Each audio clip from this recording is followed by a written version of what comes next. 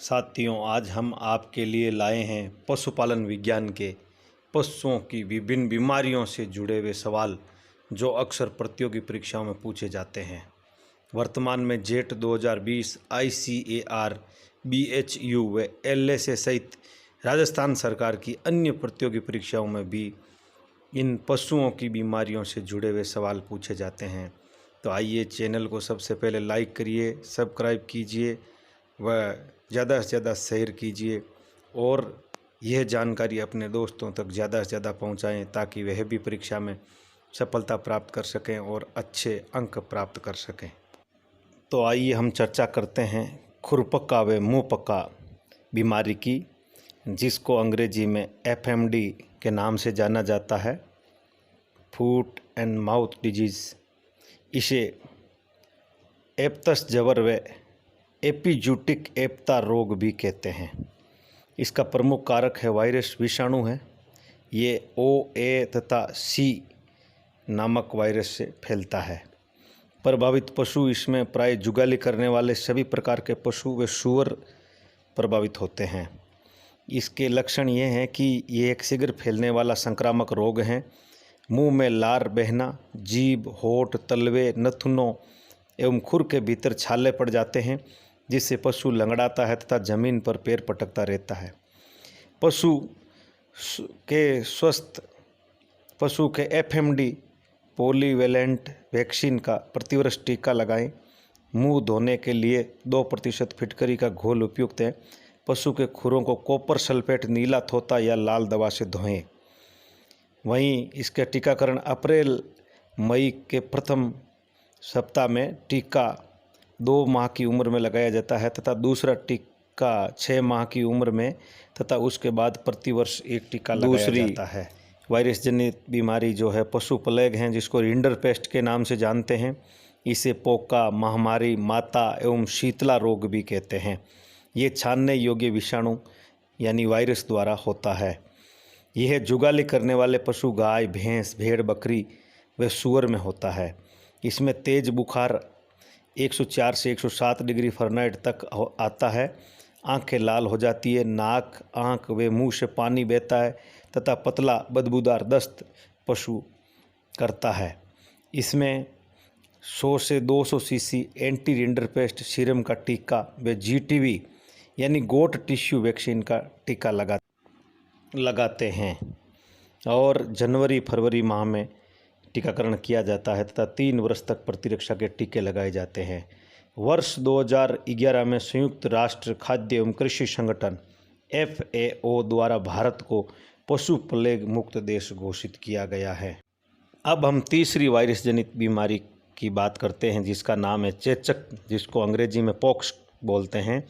ये para virus विषाणु द्वारा फैलती है गाय, भैंस, भेड़, बकरी व घोड़े में। इसमें हल्का बुखार आता है तथा पशु की त्वचा का रंग लाल हो जाता है। अब अपन बात करते हैं जीवाणु जनित बीमारियों की, जिनमें प्रमुख रूप से है गलघोटू, जिसका संक्षिप्त नाम है HS। इसे घुड़का के नाम से भी जाना जाता है। भैंस में पास्चुरेला बुबेली सेप्टिका व गाय में पास्चुरेला बोबी सेप्टिका नामक जीवाणु से ये रोग फैलता है।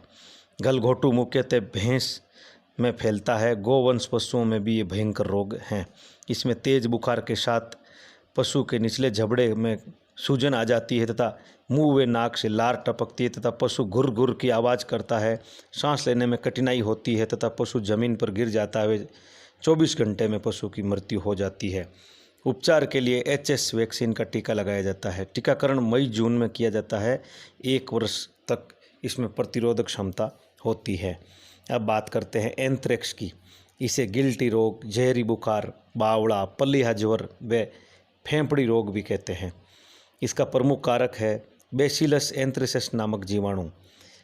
एंथ्रेक्स हमारे देश में मुख्यतः भेड़ों में सर्वाधिक होता है। पशु मुख्यतः बुखार में कांपता है, पेट में जोरदार दर्द होता है, गिल्टियाँ सूज जाती है, खूनी दस्त या पेचिश होने लगते हैं। ये रोग मुख्यतः गर्मियों में होता है। ये रोग फैक्ट्रियों में काम करने वाले लोगों को भी हो जाता है, इसलिए इसे पशुओं से मनुष्य में फैलने वाला संक्रामक रोग के रूप में जानते हैं। उपचार के लिए एंटी एंथ्रेक्स सीरम का इंजेक्शन लगाते हैं और टीकाकरण जुलाई अगस्त माह में किया जाता है। अब बात करते हैं जहरबाद की। यह इसको अंग्रेजी में ब्लैक क्वार्टर के नाम से जानते हैं। इसे लंगड़ी व चुरचुरिया रोग भी कहते हैं। ये क्लोस्ट्रीडियम सोवियाई नामक जीवाणु से फैलता है। ये भेड़ व बकरी में अधिक होता है। इसमें पशु की टांगों में सूजन आ जाती है तथा दबाने पर चुरचुर की आवाज़ करते हैं। चीरा लगाने पर काले रंग का झागदार खून निकलता है तथा पशु लंगड़ा कर चलता है। इससे पशु की 20 से 48 घंटे में मौत हो जाती है। उपचार के लिए लाल दवा या टिंचर आयोडीन का घोल बनाकर लगाते हैं तथा BQ पॉलीवेलेंट वैक्सीन का टीका लगाते हैं और टीकाकरण जून महीने में किया जाता है। अब हम बात करते हैं थनैला रोग की। थनैला रोग मेस्टाइटिस, इस रोग को गारगेट या आयन का शीत स्तन शोथ रोग भी कहते हैं। ये स्ट्रेप्टोकोक्सी एगेलेक्टी नामक जीवाणु द्वारा होता है। यह अधिक दूध देने वाली गाय व भैंस में होता है। पशु का आयन सूखकर सदा के लिए बेकार हो जाता है तथा आर्थिक दृष्टिकोण से बहुत नुकसानदायक रोग है। ये रोग ग्वाले के गंदे हाथों से दूध निकालने व पशुशाला तथा आयनों की स्वच्छता नहीं रखने के कारण होता है। टीकाकरण ये आपके एक बार किया जाता है। मेस्टाइटिस वैक्सीन इसमें लगाते हैं। अब बात करते हैं फड़किया रोग की, और ये क्लोस्ट्रीडियम बेलाशियाई टाइप D नामक जीवाणु द्वारा फैलता है। ये भेड़ व बकरियों में मुख्यतः अधिक खाने से अपचन से जीवाणु में वृद्धि होने से होता है। भेड़ व बकरियों का बिना किसी लक्षण प्रदर्शित किए अचानक मरना शुरू हो जाती है और इसमें ET वैक्सीन का प्रयोग करते हैं। टीकाकरण के रूप में ET वैक्सीन लगाते हैं। अब हम कुछ अन्य प्रमुख रोगों की भी बात करते हैं, जिनमें प्रमुख है दुग्ध ज्वर, जिसको मिल्क फीवर के नाम से जानते हैं। इसे प्रसवकालीन ज्वर रोग भी कहते हैं। ये गाय व भैंस में एक अपापच्य यानी मेटाबॉलिज्म बीमारी है जो ब्याने के बाद कैल्शियम की कमी के कारण होती है। गाय व भैंस में प्रमुख रूप से होता है। इसमें पशु गर्दन को पीछे की ओर मोड़कर रखते हैं, जो इसका प्रधान लक्षण है। दुग्ध ज्वर में पशु को तेज बुखार ने होकर शारीरिक तापमान सामान्य से भी कम हो जाता है। इसमें 25% कैल्शियम बोरोग्लूकोनेट का घोल 200 से 300 सीसी का अंत्यशिरा इंजेक्शन लगाते हैं। अब अगले रोग की बात करते हैं, जिसका नाम है चिंचड़ी जवर। इसको टिक फीवर रोग के नाम से भी जानते हैं तथा रक्त मूत्र रोग भी इसको कहते हैं। ये प्रोटोजोआ द्वारा बेबिसिया बाइजेमिना प्रोटोजोआ द्वारा फैलता है। ये गाय व भैंस में होता है।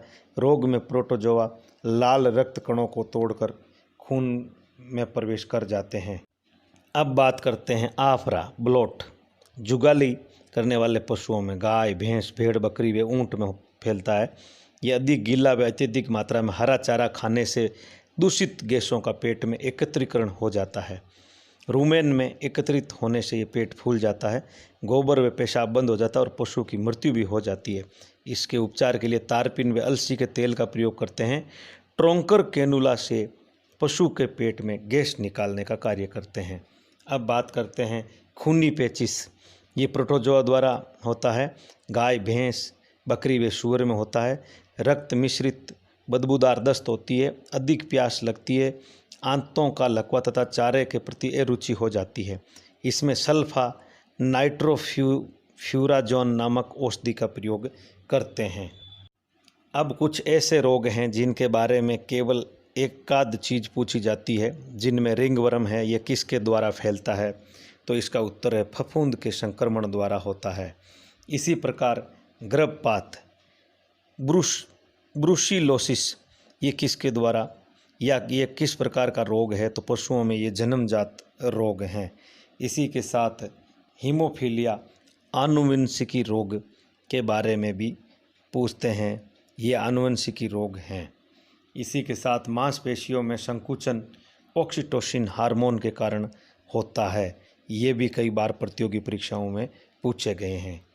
प्रिय विद्यार्थियों, यहाँ हम आपको विस्तारित अध्ययन जैसा सामान्य कक्षाओं में होता है वैसा नहीं करवा पाते हैं, क्योंकि वहाँ तो सवालों का आदान प्रदान होता है, एक दूसरे के सवाल जवाब भी होते हैं, विस्तारित अध्ययन भी होता है। यहाँ केवल आपको वर्तमान में लॉकडाउन के चलते आप घरों में फिर ही नहीं रहे, इसके लिए हम ये इस प्रकार की सीमित संसाधनों के चलते पढ़ाई की व्यवस्था कर रहे हैं। आप यहाँ बताई गई एक एक चीज़ को अधिक से अधिक लिख करके, बार बार वीडियो को सुन करके, याद करके अपनी बेहतर तैयारी कर सकते हैं। वर्तमान में आप लॉकडाउन के दौरान इन वीडियो का अपने कैरियर निर्माण के लिए सदुपयोग करके और अपना कैरियर बना सकते हैं तथा अच्छी तैयारी कर सकते हैं। ये सवाल प्रतियोगी परीक्षाओं में अक्सर पूछे जाते हैं। बेहतर तैयारी के लिए इस चैनल को सब्सक्राइब करें, लाइक करें व शेयर करें तथा कृषि विज्ञान विषय से जुड़े हुए अपने साथियों मित्रों के साथ इस वीडियो को अधिक से अधिक पहुंचाएं, जिससे वह भी अधिक से अधिक लाभ लेकर के प्रतियोगी परीक्षाओं की बेहतर तैयारी कर सके तथा लॉकडाउन की अवधि का पूर्ण रूप से सदुपयोग करते हुए अधिक से अधिक एग्रीकल्चर से जुड़े हुए सवालों को याद करके अपना कैरियर बना सके। जय हिंद, जय भारत।